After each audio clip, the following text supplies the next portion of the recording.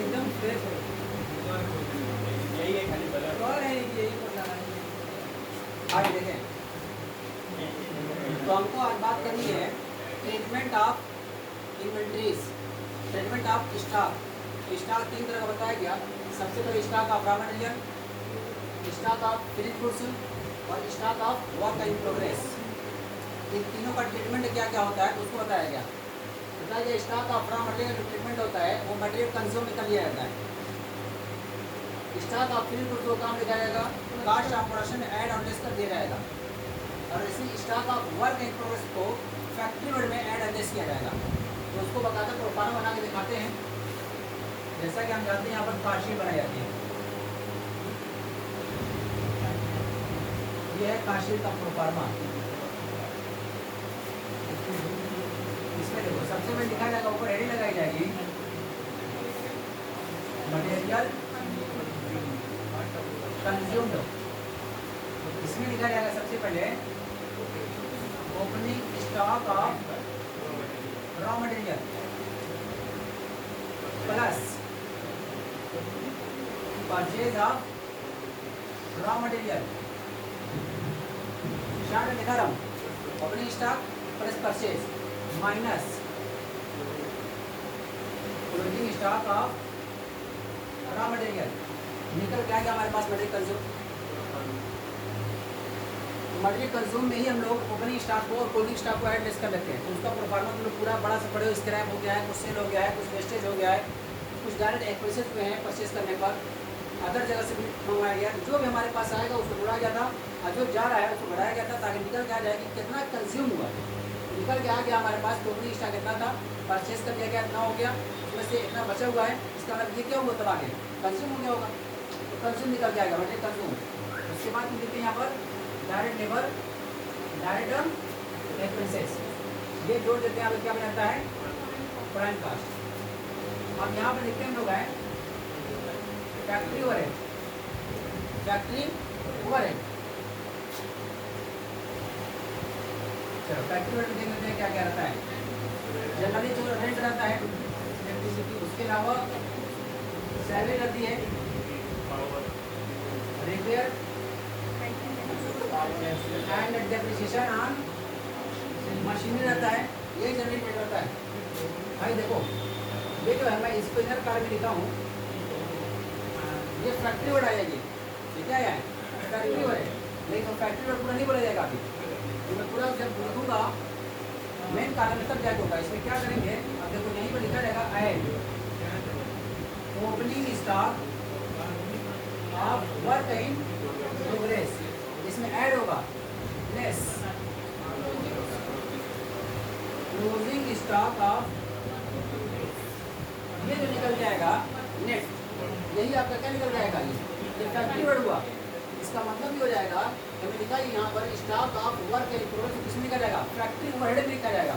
फिर factory overhead जब लिखा जाएगा रेंट है, सैलरी है, रेंट एडमिशन है, हालेज है, पावर है, फ्यूल है, एनएसटी है, जितना भी फैक्ट्री वाला खर्चा है, जब सारे खर्चों को हम लोग वहाँ पर ऐड करेंगे तो उन खर्चों में हम लोग opening stock of work in progress और less closing stock of work in progress को एडजस्ट करने के बाद जो अमाउंट आएगा उसी को हम लोग क्या बोलेंगे फैक्ट्री ओवरहेड बोलेंगे।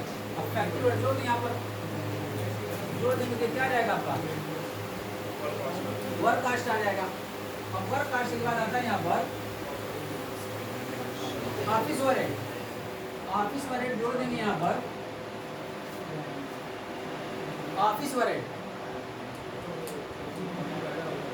वाला, हाँ ऑफिस ओवरहेड जोड़ दिया गया यहाँ पर। ऑफिस ओवरहेड जोड़ देते तो क्या बन जाता है ये कॉस्ट ऑफ प्रोडक्शन। ये करते हैं इसमें नहीं जोड़ा गया उसको फिनिश गुड्स को, ये जो कॉस्ट ऑफ प्रोडक्शन आया है उसमें हम लोग करेंगे ऐड और लेस। ये लिखेंगे यहाँ पर add opening stock of finish goods और less closing stock of finish goods. ये ओपनिंग जोड़ेंगे और यहाँ पर क्लोजिंग। तो ये जो निकल के आएगा इसका नाम पड़ा हुआ है cost of goods sold, COGS, cost of goods sold, बेचे गए माल की लागत, बेचे गए माल की लागत। यहाँ पर लिखेंगे और उसके बाद फिर जो सेलिंग यूनिट लिखते हो सेलिंग यूनिट लिखेंगे यहाँ पर, उसके बाद जोड़ देंगे तो क्या बन जाएगा आपका टोटल कास्ट है, फिर प्रॉफिट जो वो निकल जाएगी। तो ट्रीटमेंट ऑफ स्टॉक बताना था कि कहाँ कहाँ पर स्टॉक होगा। रॉ मटेरियल का स्टॉक मटेरियल कंज्यूमर चला जाएगा, वर्क इन प्रोग्रेस का स्टॉक फैक्ट्री वर्ड में ऐड और लेस कर दिया गया है, और फिनिश गुड्स का स्टॉक कास्ट ऑफ प्रोडक्शन में ओपनिंग जोड़ा गया और क्लोजिंग घटाया गया, तो नया नाम बन गया है कास्ट ऑफ गुड्स सोल्ड। कहीं कहीं तुम लोग क्वेश्चन की इन्फॉर्मेशन ऐसी दी रहेगी और पूछेगा उसमें कास्ट ऑफ गुड्स सोल्ड निकालिए, तो पता ही नहीं कास्ट ऑफ गुड्स सोल्ड क्या है, जबकि उसमें opening stock of finish goods लिखा हुआ है, closing stock of finish goods लिखा हुआ है। तो इस चीज़ कास्ट ऑफ प्रोडक्शन जैसे निकल जाएगा उसमें ओपनिंग को ऐड कर देंगे, क्लोजिंग को लेस कर देंगे, कास्ट ऑफ गुड्स सोल्ड निकल के आ जाएगा। क्लियर है? ये रहा उसका प्रोफार्मा, इसको नोट कर लो। तो जो नेक्स्ट क्वेश्चन हम लोगों का है क्वेश्चन नंबर 5 उसी पर बेस्ड है, तो उसको अभी नोट कर लिया जाता है।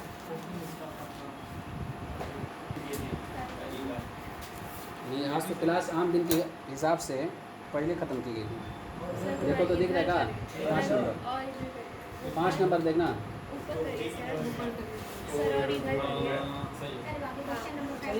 आ गया 5 नंबर।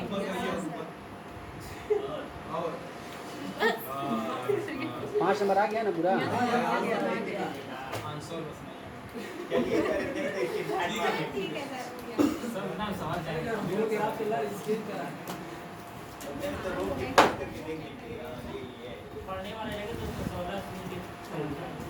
हाँ ये देखे सब लोग क्वेश्चन नंबर 5 देखे सब लोग। लिखा गया था following data relate to the manufacture of standard product during the month of March 2022 भी हो सकता है, कोई भी हो सकता है, ठीक है ना। इसलिए डाटा डाल दिया कि अपने हिसाब से साल बदल देना। अब आगे लिखा गया raw material consumed 80,000, direct wages 48,000, machine worked hours 8,000, machine ने वर्क काम किया हुआ है, ठीक ना। लिखा है यहाँ पर machine worked hours 8,000, machine hour rate निकाल दिया हुआ है, जो तुम लोग निकालते थे फार्मूला से बताया गया था, टोटल कास्ट और टोटल मशीन कितनी चली है निकाल के देते थे तो रेट निकल के आता था, ठीक है। तो निकाल के दिया हुआ है हमको मशीन आवर रेट 4 रुपये पर आवर है और 8,000 घंटा मशीन चली है। ऑफिस ओवरहेड दिया हुआ है 10% of work cost, selling overhead दिया हुआ है 1.5 रुपीज़ पर यूनिट, और यूनिट प्रोड्यूस दिया हुआ है 4,000, यूनिट सोल्ड दिया हुआ है 3,600 at ₹50 each. You are required to prepare a cost sheet in respect of the above showing, cost per unit भी निकालना है और प्रॉफिट फॉर द पीरियड निकालना है आपको। ये इतनी इन्फॉर्मेशन दे रखी है, ठीक है। तो इसके हिसाब से हम लगाएंगे और चलते हैं एक तरफ से, हाँ यही को बनाते हैं, इसलिए कि दोनों चीज़ बनानी है इसमें, कास्ट पर यूनिट निकालना है और तो कास्ट शीट लिखेंगे। जानते हो कितनी यूनिट प्रोड्यूस की गई है? हाँ तो यहाँ पर लिखा था है यूनिट प्रोड्यूस्ड 4,000 यूनिट, और यहाँ पर लिखेंगे कास्ट पर यूनिट का कॉलम हो गया, अमाउंट का कॉलम हो गया है, तो पर्टिकुलर हो गया, ठीक है। Particular amount cost per unit. Question में लिखा हुआ है मटेरियल कंज्यूम, देखो कितना दिया हुआ है, ठीक है। डायरेक्ट वेजेस भी दिया हुआ है, हैं? हाँ डायरेक्ट वेजेस या डायरेक्ट लेबर कितना, और उसका डायरेक्ट एक्सपेंस दिया है क्या? नहीं दिया हुआ है, कितना हो जाएगा ये? 1,28,000। ये क्या बन जाएगा आपका? डायरेक्ट मटेरियल, डायरेक्ट लेबर और डायरेक्ट एक्सपेंसेस। नहीं ज़बरदस्ती नहीं करेंगे, मटेरियल कंज्यूम किया था हमारे पास और डायरेक्ट लेबर दिया था, ठीक है, ये हो जाएगा। और उसके बाद लिखेंगे यहाँ पर फैक्ट्री ओवरहेड। फैक्ट्री ओवरहेड में देखो मशीन कितना घंटे चली है? 8,000, कितने के हिसाब से कितना हो जाएगी? 32,000 में ये मशीन ओवरहेड के हिसाब से निकाल दिया गया। और कुछ उससे संबंधित है क्या? नहीं है। अब उसके बाद यहाँ पर चलेंगे तो 1,60,000 क्या बन गई है? अब उसके बाद ऑफिस ओवरहेड देखो कितना दिया हुआ है इसमें? 10% ऑन वर्क कास्ट, इसका 10% कितना हो जाएगा? 16,000 रुपया। कितना हो जाएगा ये? ये आ जाएगा क्या? Cost of production. अब थोड़ा सा मैं यहाँ पर पर यूनिट निकाल देता हूँ, तब ज़्यादा समझ में आएगी। ये 80,000 जो खर्चा हुआ है कितनी यूनिट का है?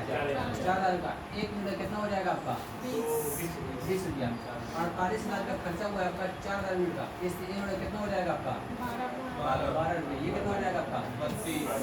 यहाँ पर भी कर सकते वही चीज़। 1,28,000 का खर्चा हुआ है 4,000 यूनिट पर, तो एक यूनिट पर कितना आएगा? 32 पे निकल के आ जाएगा, निकाल।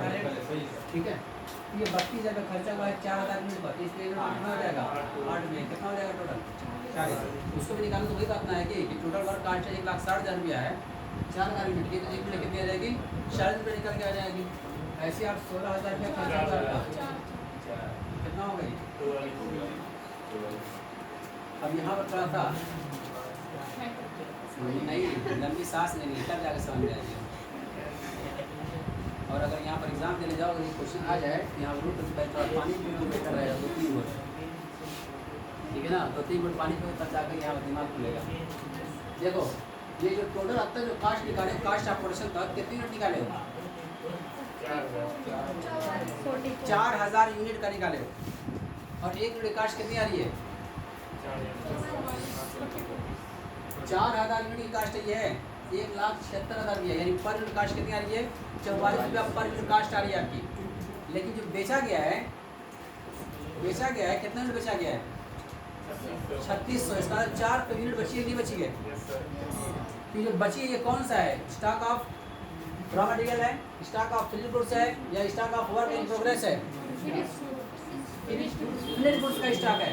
तुमको पता है कास्ट ऑफ प्रोडक्शन में ओपनिंग जोड़ा जाता है, क्लोजिंग घटाया जाता है। ओपनिंग स्टॉक है क्या? नहीं है। लेकिन क्लोजिंग को पता चल गया ना आपको कि 4,000 यूनिट आपने तैयार किया है, 3600 रुपये, 400 क्लोजिंग स्टॉक है। अब क्लोजिंग स्टॉक बढ़ाया जाएगा, यहाँ पर अलर्ट लाना पड़ेगा, लेस लिखा जाएगा यहाँ पर closing stock of finished goods. अभी 400 यूनिट है, अमाउंट कितना हो जाएगा? तो अमाउंट कैसे निकालोगे? जब आपको पता चल गया कि उसकी जो कास्ट ऑफ प्रोडक्शन है 44 रुपये पर यूनिट है, उसी का स्टॉक बचा है 400 यूनिट का, 400 यूनिट बची हुई है, इसका ना 44 रुपये के हिसाब से उसकी वैल्यू कितनी हो जाएगी?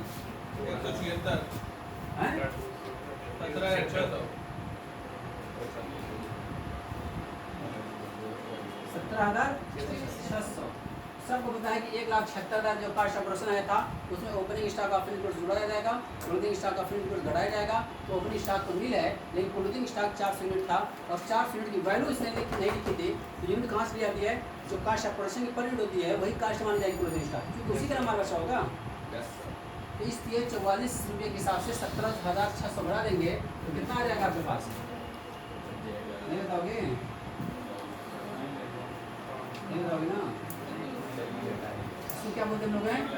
कास्ट ऑफ, ये बोला जाता है उसको कास्ट ऑफ गुड्स सोल्ड। देख लो, बेचे गए माल की लागत, बेचे गए माल की लागत। इसका जो माल 3600 बेचा गया वो 3600 की कास्ट है। ये 400 तो घटा दिया ना वो। इसका जो लागत आई है ये कितनी आई है? ये बेचे गए माल की लागत आई है। ये जो हमने माल सोल्ड किया उसकी कास्ट है। ये इस चीज को क्या बोलते हैं? कास्ट ऑफ गुड्स सोल्ड बोलते हैं। 4,000 तैयार किए थे, 400 घटा दिए हो, ये जो 1,58,400 जो कास्ट आई है ये कितने की आई है? 3600 यूनिट की। अब यहाँ पर सेलिंग वर्ड लिखेंगे। अब सेलिंग वर्ड बता रखा है यहाँ पर, सेलिंग लिखा है यहाँ पर 1.50 पैसा पर यूनिट हिसाब से लिखा हुआ है। तो इसका मतलब जो हो जाएगा, तुम कितनी यूनिट बेचे हो? हाँ, तो कुछ गड़बड़ी यहाँ पर ये होती है। देखो, जो नॉर्मल गलतियाँ क्या होती हैं, लड़की यहाँ पर आए ऑफिस में के खर्च करें, उनको ओपनिंग स्टॉक क्लोजिंग स्टॉक कोई तमीज़ नहीं होती है कि ओपनिंग स्टॉक में क्लोजिंग स्टॉक होता है। खर्च लिए 76,000 हो गया, उसके बाद तुरंत ये चीज़ काम किए बिना क्या लिखते हैं? Selling word. सेलिंग वर्ड कितना? 4,000 यूनिट का 1.50 बेचे जाते हैं। जब ये क्वेश्चन चीख करके कह रहा है 3600 बेचा है, हम कितना जब लिखा है यहाँ पर सेलिंग पर यूनिट 1.5 रुपया, सेलिंग पर यूनिट 1.5 रुपया, 4,000 का तुरंत 1.5 रुपये के हिसाब से निकाल के रख देते हैं। क्वेश्चन सही हो जाएगा? गलत हो जाएगा। मतलब कास्ट ऑफ प्रोडक्शन तो सही है, उसके बाद आगे जहाँ बढ़े गलतियाँ चालू हो जाएंगी।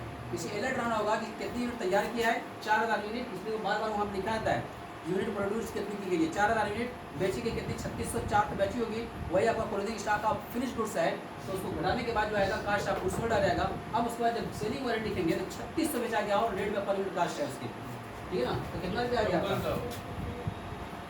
5400 रुपया। और कोई खर्चा है क्या इसका, ये कितना आ जाएगा आपका 1,63,800 रुपया। ये क्या निकल गया आपकी टोटल कास्ट। अब इसको बेचा है कर रहा है यहाँ पर कि यूनिट सोल्ड 3600 यूनिट 50% बेचा है इसको। तो यहाँ पर देखो सोल्ड ये सेल्फ दिया हुआ है हमको, सेल्फ कितना 3600 को 50 के हिसाब से, देखो सेल्फ तो ये भी जाएगा ना, वहाँ थोड़ी लिखा जाएगा। कास्ट और पता चल गई, सेल्फ नीचे रहती है। 3600 को 50% बेचोगे तो कितना हो जाएगा आपका 1,80,000 में बेचे हो, जबकि उसकी लागत जो है 1,63,800 रुपया है। तो प्रॉफिट कितनी होगी, प्रॉफिट यहाँ पर ऑटोमेटिक बैलेंस निकल के जाएगा। इसका मतलब क्वेश्चन बताया नहीं कि प्रॉफिट 10% रहेगी, 12% रहेगी, कितनी रहेगी। तो इतना बता दिए कि प्रॉफिट जो है सेलिंग प्राइस और कास्ट प्राइस का डिफरेंस होता है। तो सेलिंग प्राइस आपकी 1,80,000 है और आपकी कास्ट जो है 1,62,800 है। डिफरेंस कितना निकल के आ जाएगा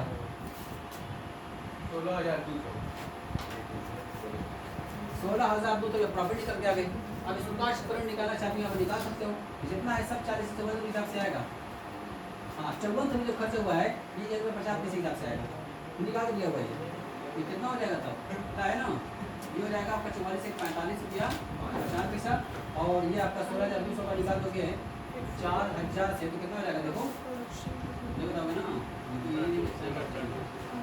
बता ले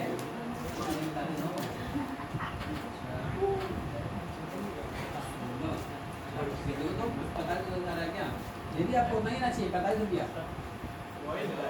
देखो उसको काटो कहीं फर्क पड़ रहा होगा, 14 को 1.5 के हिसाब से जाएगा, ये 44 हो जाएगा आपका।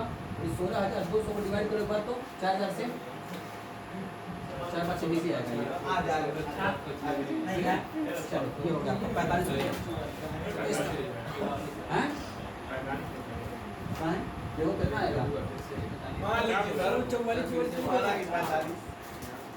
5400 को तो ये उधर डिवाइड करोगे 3600 से यूनिट से करोगे तो कितना आ गया रुपया 50 के हिसाब से।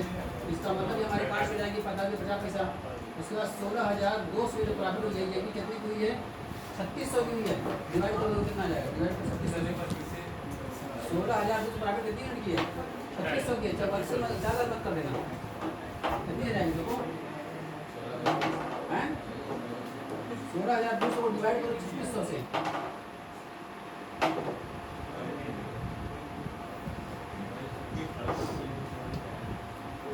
से 3600 ना 16,200 डिवाइड बाई 3600 4.5, ये कितना हो जाएगा आपका 50 हो जाएगा, बस हो गया 50। ये सेलिंग प्राइस थी आपकी 50 रुपया, ठीक है। ये पूरा कंप्लीट क्वेश्चन हुआ। तो इसमें मेन जो चीज़ दिखानी थी यहाँ पर फंसाने में जो चीज़ थी वही था कि 4,000 यूनिट जो है प्रोड्यूस है, लेकिन 3600 यूनिट बेचा हुआ है। क्लोजिंग स्टॉक हम लोग भूल जाते हैं, इसीलिए क्लोजिंग स्टॉक ट्रीटमेंट बता दिया। क्लोजिंग स्टॉक का ट्रीटमेंट कहाँ पर क्या क्या होने वाला है, तो इस बात को ध्यान रखना पड़ेगा कि रॉ मटेरियल का स्टॉक मटेरियल में जाएगा, मटेरियल कंज्यूम में, वर्क इन प्रोडक्ट का स्टॉक फैक्ट्री रेट में ऐड लेस हो जाएगा, और फिनिश गुड्स का स्टॉक कास्ट ऑफ प्रोडक्शन में ऐड और लेस हो जाएगा, ठीक है। तो इस तरह सारी चीज़ें लगाई जाएंगी। तो ये था क्वेश्चन नंबर 5, क्वेश्चन नंबर 5 है ये, इसको भी फॉलो कीजिए लो, ठीक है। तो फॉर्मूला बता दिया गया है, ट्रीटमेंट बता दिया गया है, अब आगे क्वेश्चन लगा सकते हैं।